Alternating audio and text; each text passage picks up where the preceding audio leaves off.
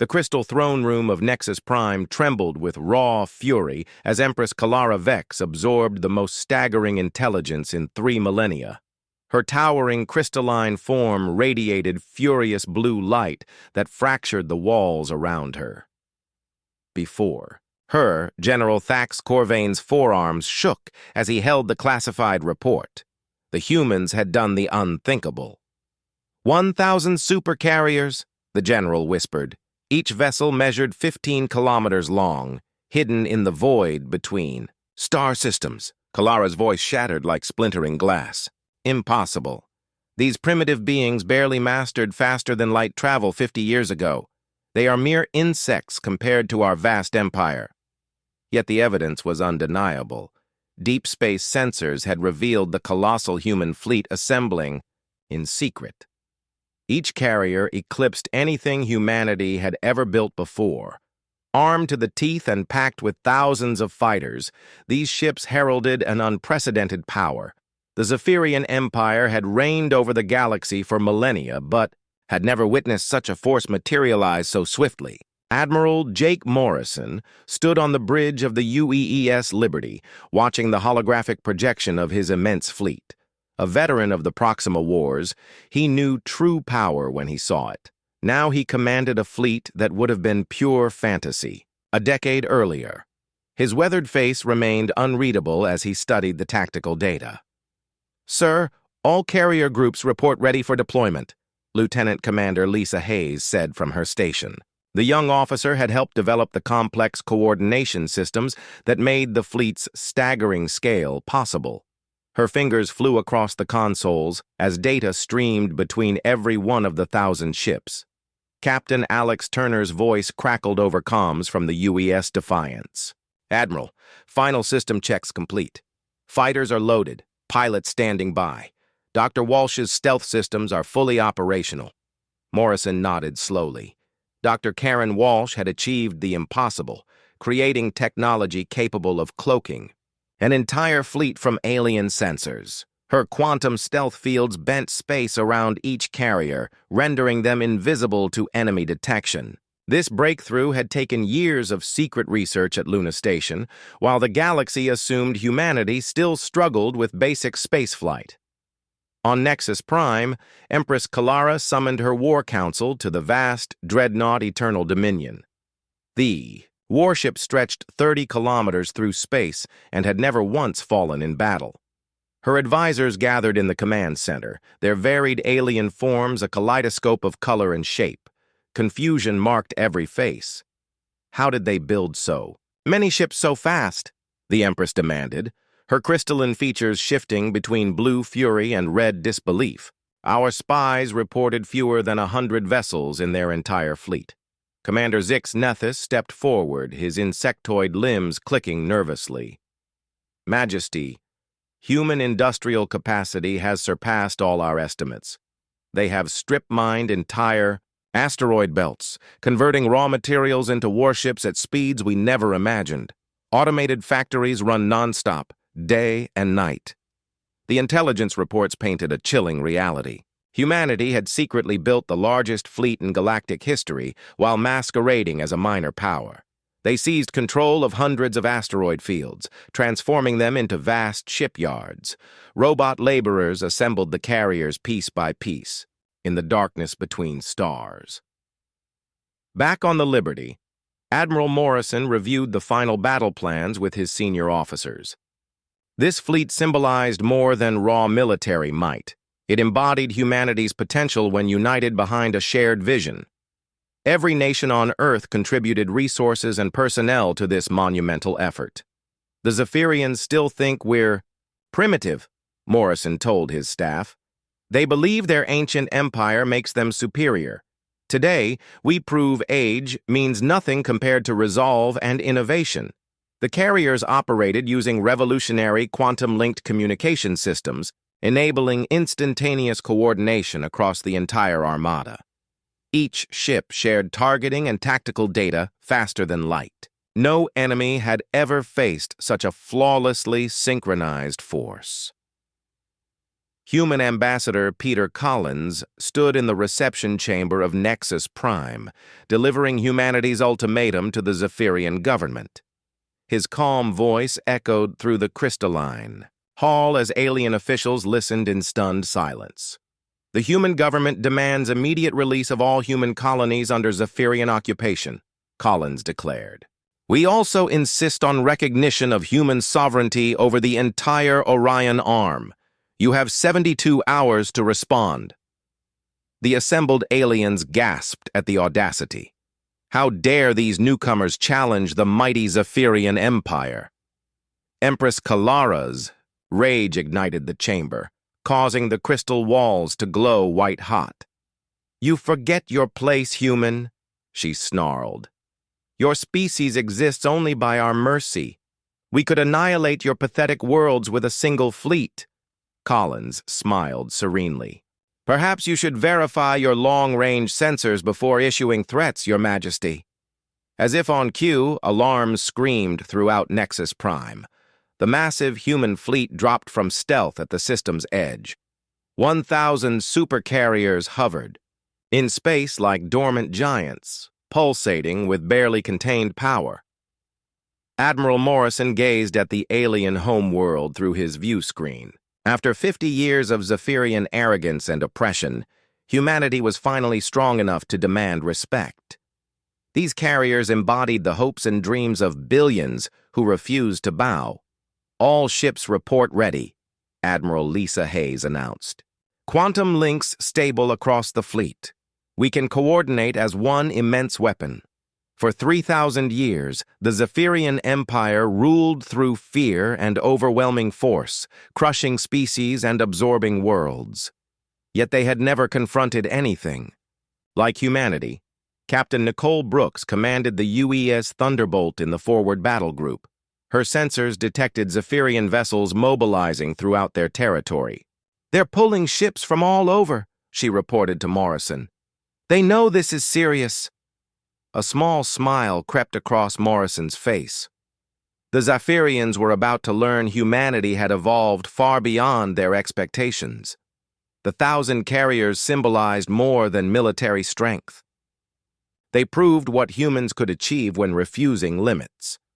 Dr. Karen Walsh monitored the quantum communication arrays from Liberty's Technical Center. Her groundbreaking technology linked every ship into a single, coordinated organism. All systems at peak efficiency, she reported. The fleet is ready to show what true coordination means. The stage was set for the greatest confrontation in galactic history. As the two civilizations braced for war, Empress Kalara's crystalline form exploded with violent energy, shattering 3 crystal pillars in her throne chamber. The news of humanity's colossal fleet had pushed her fury beyond all bounds. Her advisors shrank back as bolts of pure wrath crackled through the air. The Empress's towering crystalline form pulsed with rage. "Impossible!" she screamed, her voice booming like breaking mountains. "These pathetic insects cannot challenge the might of our eternal empire. Summon Admiral Vortex Grimm at once. Mobilize every ship we have." The grand fleet of the Zephyrian Empire stirred for the first time in 50 years. 2,000 vessels of immense size and power roared to life across dozens of star systems, world crackers capable of shattering. Entire planets emerged from their hidden shipyards. Battle cruisers longer than human cities powered up devastating weaponry. Admiral Vortex Grimm stood on the bridge of his flagship, the Destroyer of Worlds, feeling ancient confidence surge through his body. His species had conquered the galaxy by overwhelming force and superior technology. No foe had ever survived the full fury of the Zephyrian war machine. "Send word to all fleet commanders," Grimm commanded his officers. "We will teach these humans what happens when primitive species challenge their superiors. Deploy the traditional formation and prepare for total victory." The human fleet advanced toward Zephyrian space, Admiral Morrison orchestrating the complex movements from his command center. The 1,000 supercarriers swept through the void like an unstoppable tide. Each vessel wielded firepower enough to obliterate a moon, and carried fighters to darken any world's skies. Fleet Captain Ryan Murphy led the second battle group aboard the UES Patriot. His ships formed the massive human formation's left wing. Behind him, 50 carriers packed with advanced fighters and quantum-guided missiles capable of striking across entire star systems followed. Admiral Morrison, 2nd Battle Group reports ready for combat operations, Murphy announced over the fleet-wide comm network. All pilots briefed and eager to show these aliens the meaning of human determination. Commodore Sandra Bell commanded the 3rd Strike Force on the right flank aboard the UES Victory. Her tactical displays demonstrated flawless coordination. Among all human vessels, Dr. Walsh's quantum communication system linked every ship instantly across vast space.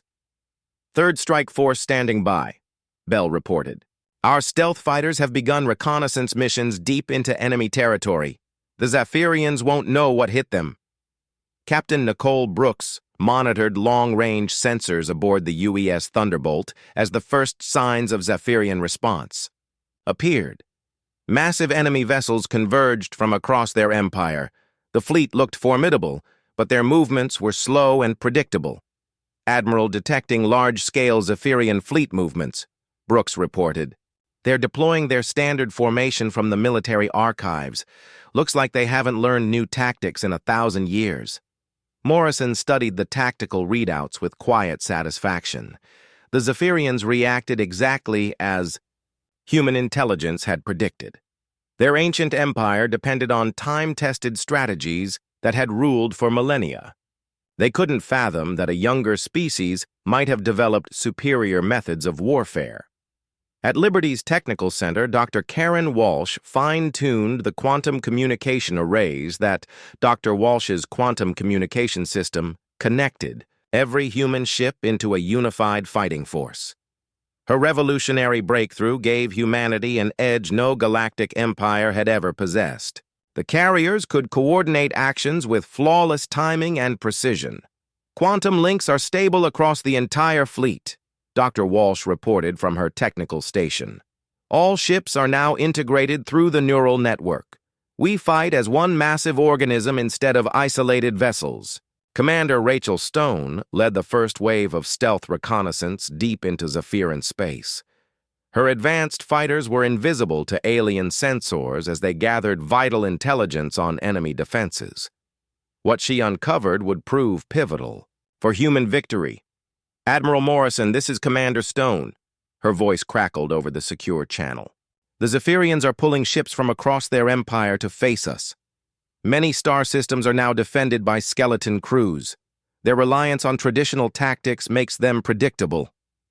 The intelligence painted a clear picture of Zephyrian military doctrine.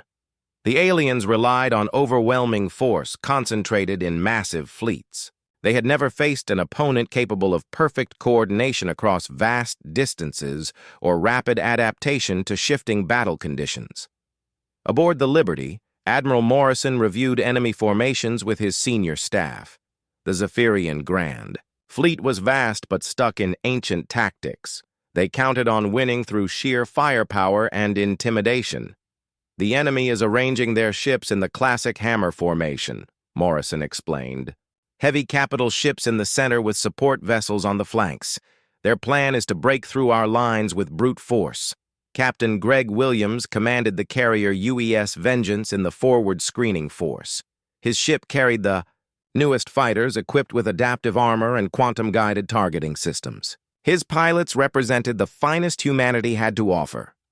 "Sir, my fighters are ready to demonstrate human innovation," Williams reported.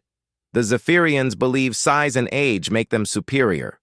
We'll prove that intelligence and coordination beat raw power every time." The stage was set for the first major engagement between the fleets. Humanity had spent decades preparing for this moment, while the Zephyrians clung to millennia-old tactics. The quantum-linked human carriers heralded a new era in galactic warfare. Lieutenant Colonel Amy Foster prepared her fighter squadrons aboard the UES Storm. As the fleets closed, her pilots, trained for years in advanced simulators predicting Every combat scenario, we're ready to face an enemy unaccustomed to perfectly coordinated opposition. All fighters report ready for launch, Foster announced. The Zephyrians are about to learn that the age of their empire means nothing compared to human determination and teamwork. Admiral Vortex Grimm watched the approaching human fleet with growing confusion. Their ships moved in patterns he'd never seen. Formations shifted and adapted constantly while maintaining perfect cohesion across impossible distances. "How are they coordinating so precisely?" he demanded. "Our sensors show no communication delays between their vessels. This should be impossible." The first explosion lit the Kepler 442 system like a newborn star as advanced elements of both fleets clashed in brutal combat. Captain Greg Williams stood on UES Vengeance's bridge, watching his fighters stream toward the Zephyrian battle group that challenged humanity's advance. The alien vessels were massive and heavily armed, but lumbered like ancient giants compared to swift human craft. "Launch all squadrons," Williams ordered as fighter bays opened. "Show them what human pilots can do when they fight as one." Mind! The quantum comm system linked every fighter into a perfect network of shared intelligence. When one pilot spotted an enemy weakness, every pilot knew instantly. When a Zephyrian ship changed course, the entire human formation adapted flawlessly. The aliens had never encountered such coordination. Empress Kalara watched from her command center aboard the Eternal Dominion. Her crystalline features shifted between rage and disbelief as she saw her forces struggle against smaller human fighters. The insects were supposed to be crushed easily by superior Zephyrian firepower. "How are they moving like that?" she demanded of Admiral Vortex Grimm. "Our ships cannot predict their attack patterns. They seem to know what we will do before we do it." Human fighters danced through space like schools of fish, each moving in perfect harmony with hundreds of others. They struck from unexpected angles and vanished before heavy Zephyrian weapons could target them. The quantum links enabled formations that seemed impossible. Lieutenant Colonel Amy Foster led the 7th Fighter Wing in a daring strike on the Zephyrian flagship Devastator. Her pilots used hit-and-run tactics, exploiting gaps in the alien point defense arrays. The Zephyrians designed their weapons to counter conventional attack patterns, but humans fought in ways no one anticipated. "Stay together and trust the network," Foster commanded as her squadron weaved between enemy fire. "Every one of us knows what the others are thinking. Use that advantage." Human fighters struck like lightning and vanished like ghosts, appearing from one angle, unleashing devastating blows, then disappearing before the aliens could react. Quantum coordination enabled feints and diversions timed perfectly across the battlefield. Admiral Morrison observed the fight from Liberty's bridge, carefully analyzing Zephyrian responses. The enemy tried to bait the human fleet into a massive pitched battle where their superior numbers would dominate. Morrison had no intention of taking that bait. "All units, prepare for tactical withdrawal," he ordered. "We've learned all we need about their capabilities. Time to show them humans don't fall for traps." The strategic retreat infuriated Empress Kalara. Her forces were primed to unleash full power, yet the insects refused to engage in proper battle. Instead, they struck like shadows, vanishing before overwhelming retaliation. "Cowards!" she screamed as energy crackled around her crystalline form. "They dare not face our might in open combat. They strike and flee like thieves in the night." Captain Maria Rodriguez commanded UES Stormbreaker, covering the human withdrawal with precise fire. Her ship's advanced targeting locked onto Zephyrian vessels while staying beyond their effective range. The aliens suffered damage without striking back effectively. "Admiral, minimal casualties reported fleet-wide," Rodriguez reported. "Our defenses outperformed expectations. Their weapons are powerful but slow to track." The skirmish ended with both sides claiming victory. But strategically, humanity held the advantage. The Zephyrians revealed their doctrine. Humans demonstrated tactics that shocked the ancient empire. The aliens realized they faced an entirely new kind of warfare, Admiral Vortex Grimm reviewed battle reports with growing unease. His forces took more damage than expected and failed to cripple the human fleet. The enemy's coordination defies Zayan military experience, he reported to Empress Kalara. Their ships act as if controlled by a single mind. When one detects a threat, all respond instantly. Our weapons cannot match their speed. The quantum communication system had proven its worth in combat. Human ships shared targeting data, tactical updates, and threat assessments faster than light speed, creating a collective intelligence far beyond the sum of its parts. Dr. Karen Walsh monitored the quantum network aboard Liberty. Her revolutionary tech transformed space combat. Rather than isolated ships, the human fleet operated as a massive living organism. Network performance exceeds all projections, she reported. Data sharing stable even under fire. We coordinate 1,000 ships as easily as one. Captain Tony Baker led a diversionary force toward Buoy, the industrial world of Terminus 7, while the main fleet repositioned for the true assault. His ships appeared on Zephyrian sensors briefly to bait defenses, then slipped away into quantum. Stealth. Enemy forces responding to our feint, Baker reported. They're shifting ships to defend Terminus 7 while we prepare the real strike elsewhere. The Zephyrian Empire confronted a new kind of warfare. Human forces seemed everywhere, at once striking multiple targets across vast distances. Quantum coordination made their next move impossible to predict. Commander Rachel Stone continued stealth reconnaissance deep in enemy space. Her invisible fighters gathered critical intel on Zephyrian defenses, informing human strategy. Admiral, enemy forces are stretched thin, Stone reported from behind enemy lines. They try to defend all fronts because they can't predict our moves. Empress Kalara paced her command center like a trapped beast as reports flooded in. Human attacks targeted supply convoys, mining operations, and communication relays. Across a dozen systems, how can such a small force be everywhere at once? She demanded. Find their pattern. There must be logic behind these strikes. No force attacks randomly across such distances.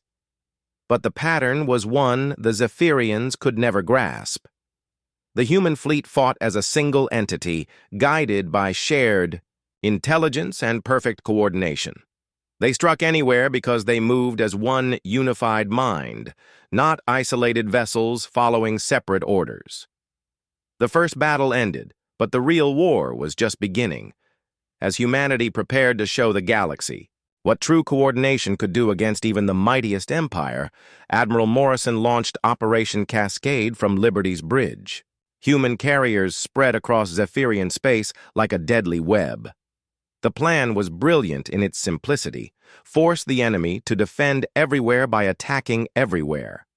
Captain Tony Baker led his diversion force toward Terminus 7, while Morrison's strategic mind held the real targets. All battle groups execute simultaneous strikes, Morrison commanded, as tactical displays showed human forces converging on a dozen objectives. Show them what happens facing an enemy that can coordinate across the galaxy. The Zephyrian Empire had never encountered warfare on this scale. Human carriers struck mining colonies, supply depots, and communication stations scattered across their vast empire. Each strike was perfectly timed to sow maximum confusion among alien defenders who could not fathom how their enemies appeared in so many places simultaneously. Empress Kalara watched her empire burn from 1,000 directions as reports flooded her command center. Her crystalline form pulsed with frustrated rage as she grasped the humans fought unlike any enemy before. They struck like lightning across impossible distances, while her own forces scrambled in disarray trying to respond. How can they coordinate attacks across 50 star systems? She demanded of her military advisors. Our fastest ships take days to cross such distances. Their coordination should be impossible. Commander Zix Nethys clicked his insectile mandibles nervously as he delivered more grim news. Majesty, they seem to share information instantly across their entire fleet. When one group finds a weakness, all others exploit it immediately. We have never witnessed such coordination.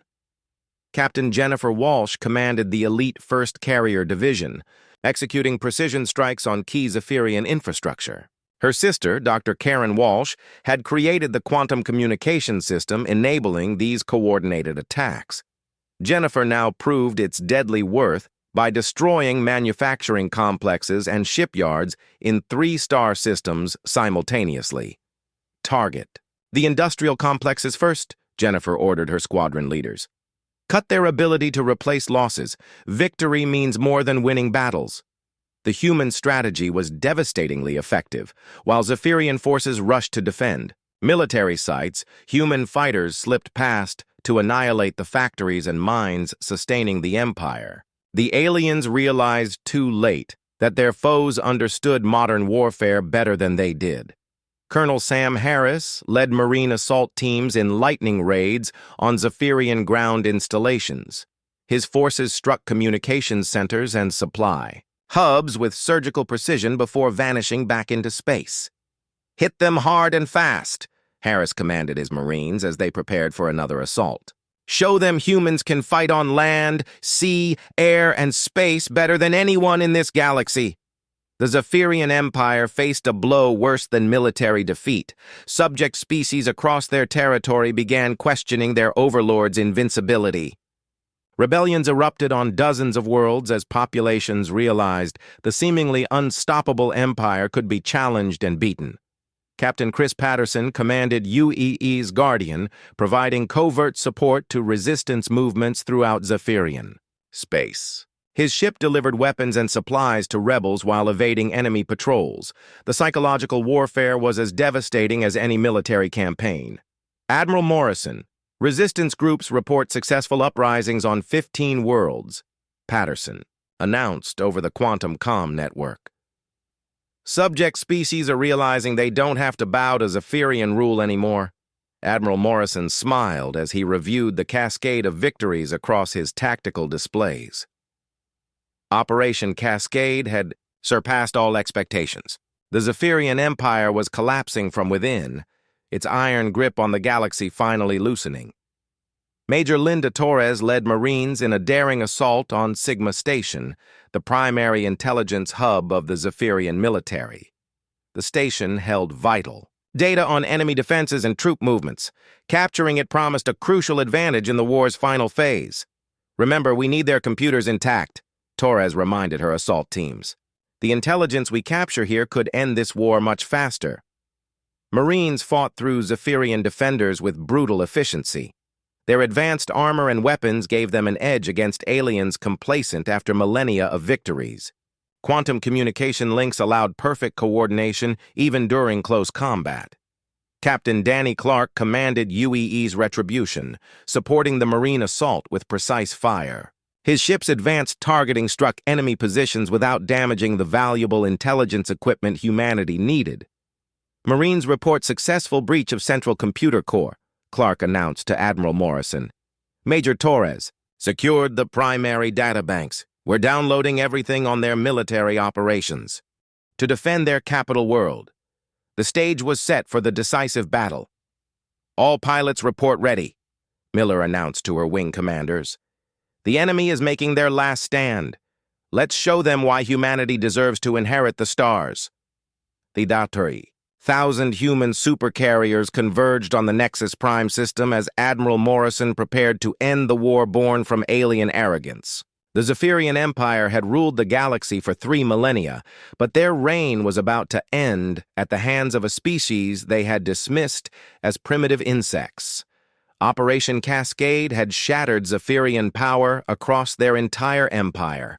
Now, the final confrontation would determine who shaped the galaxy's future. The 1,000 human supercarriers emerged from quantum space around Nexus Prime in flawless formation, their combined bulk blotting out swaths of starfield. Admiral Morrison observed from Liberty's Bridge as his impossible fleet took position for the climactic battle. Each carrier stretched 15 kilometers through space and carried firepower enough to level continents. Together, they formed the greatest military force the galaxy had ever known. All carriers report ready for final assault. Announced Captain Danny Clark from UEES Retribution as he coordinated the massive deployment. Every pilot prepared to finish what we started. The sight of the human armada sent waves of terror through Zephyrian defenders. Empress Kalara stood on the bridge of her flagship Eternal Dominion, surrounded by remnants of her once mighty Grand Fleet. Her crystalline body began cracking under the stress of seeing her 3,000-year empire crumble within weeks. "This cannot be happening," she whispered, her sensors revealing the scale of the human force. "We are masters of the galaxy. We have ruled for millennia. These insects cannot defeat us." Admiral Vortex Grimm struggled to maintain confidence as he arranged his remaining ships around Nexus Prime. The Zephyrian fleet still numbered in the hundreds, but faced an enemy that had proven superior in every engagement. His ancient tactics seemed powerless against human innovation and coordination. "Deploy all remaining vessels in defensive formation," Grimm ordered his fleet commanders. "We will show these creatures the Zephyrian Empire does not surrender, Admiral." Morrison studied enemy positions with the calm focus that made him legendary. Intelligence captured from Sigma Station revealed every weakness in Zephyrian defenses. Now he would use that knowledge to end the war with minimal human casualties. "Execute Formation Delta," Morrison commanded as carriers shifted into their final attack pattern. "Show them what perfect coordination looks like." The human fleet deployed a complex three-dimensional formation, maximizing firepower while minimizing enemy exposure. Each carrier group operated in flawless sync through the quantum communication network. The Zephyrians had never seen such tactical precision. Captain Susan Miller led fighter squadrons aboard UES Falcon preparing for the final assault. Quantum-linked coordination let every pilot know exactly where their wingmates were and what they were thinking. They moved like a single organism with 1,000 minds. "Remember, we end this today," Miller told her pilots. "The galaxy is watching. Show them humanity fights for freedom, not conquest." Dr. Karen Walsh monitored the quantum system, linking every human ship into one unified force. Her revolutionary tech made this moment possible, the first truly coordinated military force in galactic history. The Zephyrians were about to face what they could not comprehend. "Network operating at maximum efficiency," Walsh reported to Morrison. "All ships connected and coordinating perfectly. We fight as one massive weapon."